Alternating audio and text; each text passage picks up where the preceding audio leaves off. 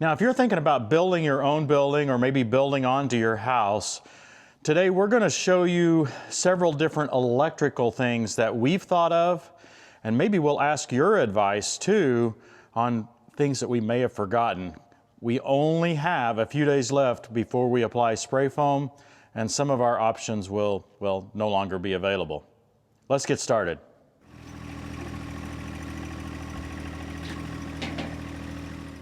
Now here's an example of some customization that we've done differently than most. We've got 1, 2, 3, 4, 5 outlets clustered right here together. This is where Christy's desk is going to be, right there, right? This outlet is above desk height so that we can plug something in temporary, or maybe a charger that she just wants to have right there beside her. These down here are meant for our machines, the printers, the computers, all the normal stuff that we leave plugged in. If you take a look right here, you can see what the office currently looks like. And look at all these extension cords, all these extra cables under here. We're really trying to avoid that. So we've got 12 plugs. Notice these are double duplex quad outlets on each one of these. And then there's another one back here you can't even see. 5 outlets total.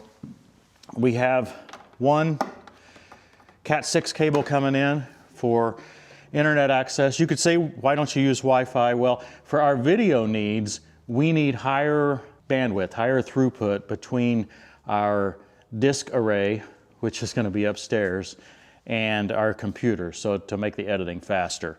So we are going to try to use wired internet for both of at least our main machines. Now my desk is going to be a mirror image. So we've got the 5 outlets just positioned exactly the same way.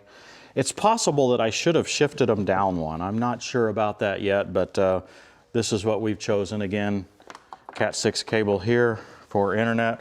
We'll put in a low voltage box here later, so the spray foam can go in against this. We're going to be putting spray foam 3 inches thick in the walls. That's coming very soon. That's the deadline we're facing. Yeah, this switch box looks a little bit of a mess, but it also illustrates the challenges and we think the solutions that Christy and I have come up with by the DIY and continuing to talk about it. Right. We've got several 3-way switches in here. That's what all the purple cables are, is the 12 3-wire. The yellow, of course, is the 12 2 with ground.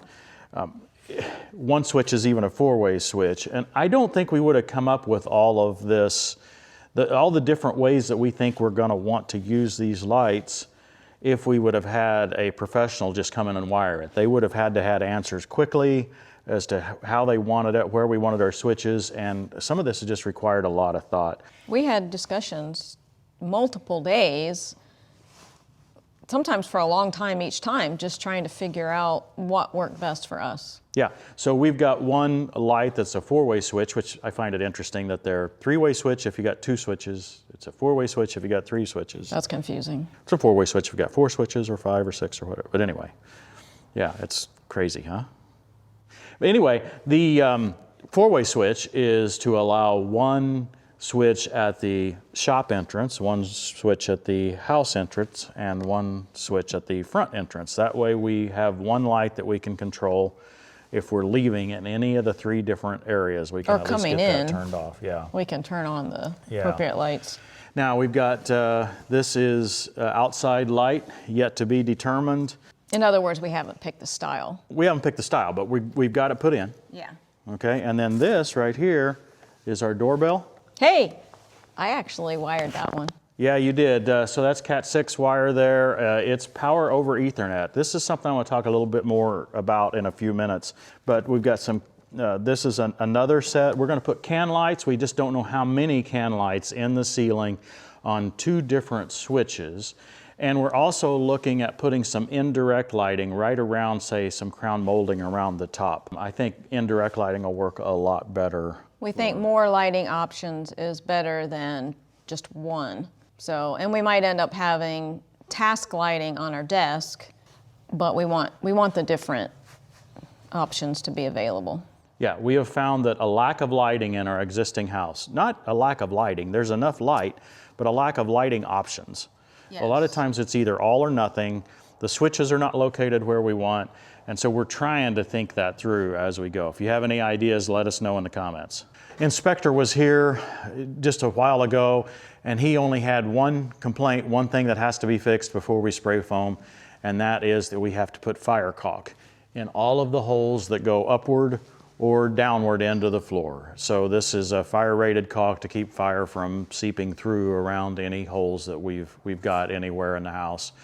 I'm happy to do that, and I've got the caulk. We'll put that on in a few minutes. So this is our in-wall TV, I don't know, mount or whatever, but it's a little cubby here where we're gonna have 4 outlets, and then we're gonna have HDMI as well as Ethernet, and that's going to fit in here. This one's actually an old work box. I would think most of them are, but that's how that's going to work. We're going to put that in here somewhere. We'll have Ethernet coming in.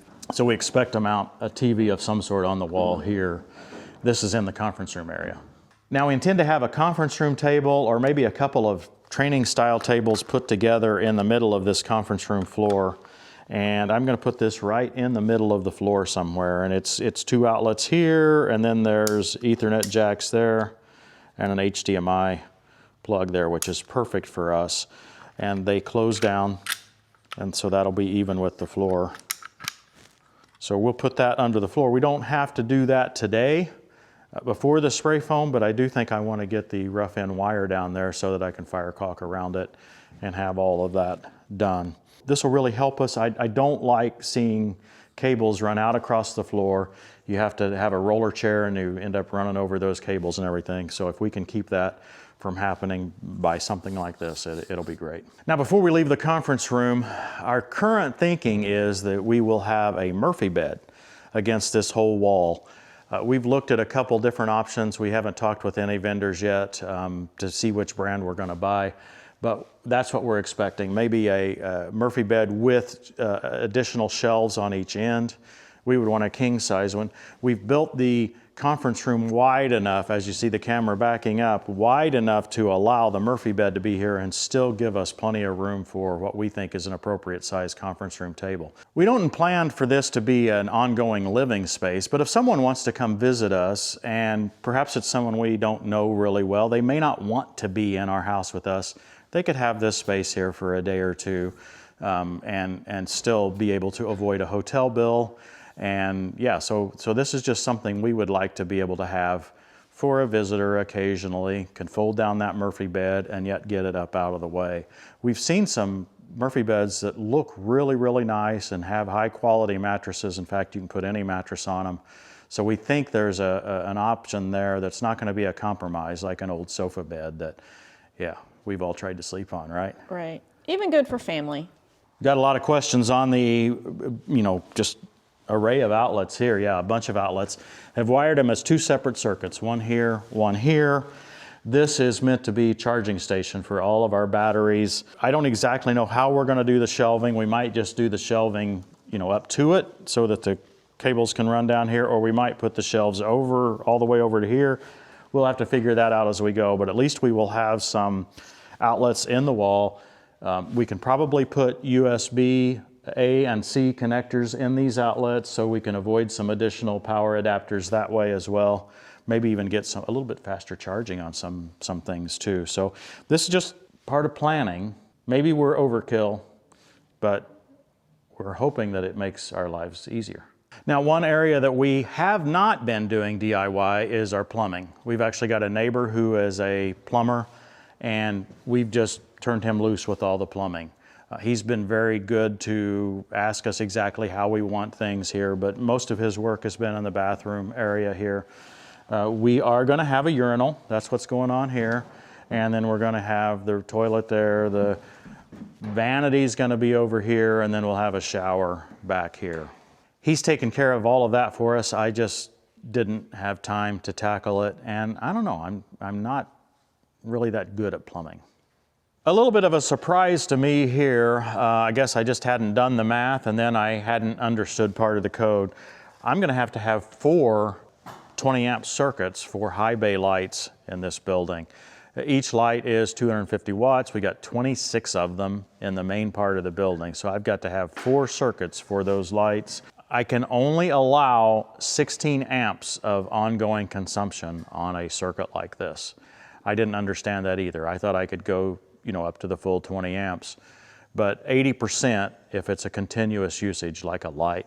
So I can put, I believe it's 6 or maybe 7 lights on each circuit. So that's what I'm going to have, is 6 on 2 of them and 7 on 2 of them. And I believe if I do the math, that's 26. With those 4 circuits, we had to decide how we're going to divide up the 26 lights, right? It's 6, 6, 7, 7. But is that going to be regionally? Did we decide we wanted to have one end, just separate them regionally? I chose not to. I chose to separate them, to distribute them, I guess you would say, across the entire building. So that way, when we turn on the first set of lights, we're just going to get a smattering of lights across the whole building. And I intend that first set actually to be turned on by an occupancy sensor or a presence sensor. So anytime someone is in the room, that first set of lights is going to be on. And that should give us some coverage overall. Yeah, it'll be shadowed, it won't be complete, it won't be bright enough for video, it won't be bright enough to find a small screw on the floor, but it'll be enough light to keep from tripping over a tractor when you're wanting to go through late at night for some reason. The other 3 switches will then just turn on other lights that are distributed in the whole area, and that'll allow us to have some control of the brightness. I don't think I'm going to put dimmers on all of the high bay lights, and one reason is I went to all of that effort on my prior shop and I never use them. Hopefully you can see the downlight that we've got right up there. We've actually got 3 of them on the side of the building. The idea is to point a concentrated light downward along the side of the building so we don't blow out the neighbor's lot, right? So we want to have light right here in this driveway, but we don't want to, just drive the neighbors crazy. And that's really the plan here, and it works. I've got a photo to show here. It's not perfect, it wasn't totally dark, but it indicates that light does not shine out on the neighbor's property. These work perfectly, and combined with the backlighting on the Shelter Logic and the other building, which does shine up towards this direction, it lights it up. Dave said it's like working in the bright sunlight. I've put 1 outlet on each corner of the building. So with a 100-foot cord, we should be able to get 100 foot away from the building in any direction. I looked at several different ways to mount these outlets. My initial choice was to use an indoor outlet that just poked through and had the cover on the top. I finally decided to go with this approach. It's an outdoor outlet. I only have 1 small hole through the wall, and it's sealed very nicely with one of those conduit connectors. And I just really like that approach. It holds it tight. I think it'll be sealed nicely. And then I've got a cover to go on that. There was a couple different types of covers. The in-use covers all have a plastic cover. I chose not to go with one of those because I just know what plastic does over the years, especially when it's exposed to sun. So I chose one with separate covers for each outlet. We'll see. Lighting may not be too good here, but this is an illustration of how we're going to do our ductwork for the HVAC. Probably overkill again, but we're going to bring the ductwork across the top and run it down each corner. And since we're using spray foam, we can get away with this. We're going to have that 3 inches of spray foam coming right in here. And then I've cut these off because I'm borrowing a little extra space here. We got a lot of air volume coming through these big furnaces. So we're going to have custom ductwork 4 inches deep by I think 25 inches wide, built for us, and that's going to fit in right on top of the spray foam insulation. And then we're only going to have a 3/4 inch board here, so we're essentially stealing 3/4 of this girt. We'll illustrate that when we get closer to the HVAC, but the idea is to use 4 inches for duct and then 3 inches for insulation behind that. We've done a lot of math on this to try to make this work out. See, we've got 1.5 inches here, we've got 5.5 or 5 3/8 here, and then another 1.5 inches here. So when you add that up, I think it may be a little, tight on this. You're supposed to have like at least 1.5 inches of spray foam to get a seal there. So there won't be a full 3 inches of spray foam on the top of every one of these girts. But by the time you work all of this out and you take 3/4 off the front, we should be able to have room for that 4-inch ductwork in there. So here's another example in another corner of the shop. There's no girts on the side of this wall yet, but there will be. And those girts will come just to halfway on this board, and then we will step that out by 3/4 and have the thinner girts for this last little section. The reason we're doing these vents all the way down the side here to the floor is to try to make sure that we don't have cold feet right by each door. We're going to have enough HVAC air movement in here that I think we would be fine even if we had the vents at the top. But by doing this, I'm forcing that air to the floor, forcing it to shoot out right in front of the door, and hopefully stop any cold air as it comes right in this front door entrance around the garage door. So garage doors are obviously the most leaky place in the door. We got a few things we can do to improve that. We'll show you that as we get closer to the garage door time. But this is the approach. We're going to have a vent in each corner, a supply vent down here to allow us to get airflow pushing out in front or beside of these doors. So I'm under the stairs, under the mezzanine here. I'm gonna have another charging station here. Right now we're only showing one 12-gauge wire running here because I haven't got it really planned out in detail. Not exactly sure how to lay it out, but this charging station is for power tools, Milwaukee, DeWalt. We find that we have at least 5 brands of stuff. We cannot seem to settle on a brand even when you try, and there's always another battery type. So we would like to come up with a solution for that where we could have just permanent storage and charging area for each of these different brands and all the different variety of battery powered power tools we have. Again, more on that in the future, but at least we're thinking about it at this point. Do you have any ideas on a charging station? We've seen several on YouTube, but I don't think we've seen them all, meaning I think people are using more ideas than what we have seen published in the YouTube videos we have seen. So any ideas that you've got, let us know, because we really want to make this an excellent charging station. One concern that we've talked a little bit about is, could we do anything to fire protect this a little bit? For instance, we could put this under the stairs right where I'm standing now, and we could put some 5/8 fireproof drywall or fire resistant drywall in here along with a fire sensor, and maybe, you know, maybe we could contain a fire if it happened. I don't know. At the same time, we want accessibility, right? We don't want to have to make a difficult trek just to get to a fresh battery every time we need a battery off the charger. I'm getting started wiring my electrical box here. I think I've got 9 circuits wired in so far. Yeah, it looks like a mess now, of course. I think I'm doing an okay job here. I do have a little bit of concern that I'm going to have enough space in this box for everything we need, especially when we get to the 240 volt circuits. I see these tandem breakers, see, so we're getting 2 circuits essentially in the space of every breaker here. And the Homeline appears to offer tandem breakers in 240 volt variety, but I haven't seen any that are 50 amp for each breaker. I've seen like a 20 and a 50 and a 20 and a 30, but I haven't seen a 50 and a 50. If I get to the point where I have to use individual double wide breakers for these 240 volt circuits, that's going to take up a lot of space quickly. So I hope I have enough space. Now, I do have the smart loads on my solar circuits that I'm pointing over there. They're not there now, but I'll use those circuits for some of the 240 volt stuff so that I can turn them off and on depending on whether we have power or whether there's battery enough in the solar system, etc. So yeah, we'll have some opportunity there. I'm hoping we have enough space. You know, there's always transitions in power needs and communication needs. For instance, our existing house has telephone wires everywhere. I mean, we had telephone outlets in every room of the house when we moved here and have never used them. Not used even one of them, even one time. That was built in 1996, which, at least from my standpoint, isn't that long ago. And yeah, the needs have dramatically changed. Well, that's where we are now. We're seeing a lot of Ethernet powered equipment now, right? Like here's a Wi-Fi access point right here that's powered solely by Cat 6.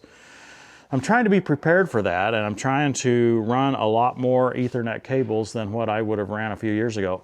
And at first people would say, well, why not use Wi-Fi? Yeah, I get it. Wi-Fi, you would think, would have replaced all of this, but it really doesn't. You have to run one cable to something like an access point or a camera.